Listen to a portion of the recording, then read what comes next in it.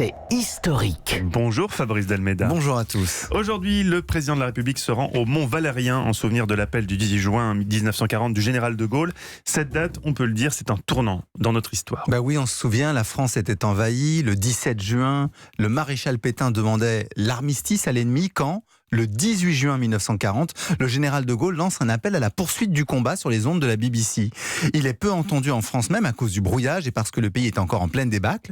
Parmi les rares qui réagissent immédiatement, 75 marins de l'île de Sein qui partent dès le 19. Mais l'appel ne change rien à la mise en place du régime de Vichy au sud, de l'occupation au nord. Effet limité donc à court terme. Cependant, cet appel fonde une nouvelle légitimité, celle de la France combattante, celle de la France libre. Et c'est à cette France combattante qu'est dédié le mémorial du Mont Valérien à Suresnes. Oui, car dans cette forteresse construite en 1848, 1008 résistants ont été exécutés par les Allemands. C'est d'ailleurs là qu'ils en ont exécuté le plus grand nombre de personnes pendant l'occupation. C'est pour cela que le général de Gaulle a choisi d'y établir un mémorial de la France combattante. Il l'a inauguré lui-même le 18 juin 1960. Une crypte y accueille les corps de 16 morts pour la France pendant le conflit. Un seul des caveaux est vide, le numéro 9. Il doit accueillir le corps du dernier des compagnons de la Libération. Il en reste 4 aujourd'hui, dont Daniel Cordier et Pierre Simonet, qui sont des témoins du premier appel du 18 juin et donc qui essayent de maintenir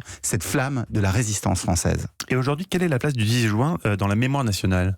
Depuis 2006, le 18 juin est une journée nationale, alors elle n'est pas chômée. Emmanuel Macron l'a mise au premier plan après son élection. Il y a 2 ans, il a exalté l'esprit de résistance. L'an passé, rappelez-vous, il avait recadré ce jeune lycéen qu'il avait appelé Manu en lui rappelant « Tu m'appelles Monsieur le Président ». Et sans doute cette année, son message sera-t-il moins disciplinaire et plus rassembleur.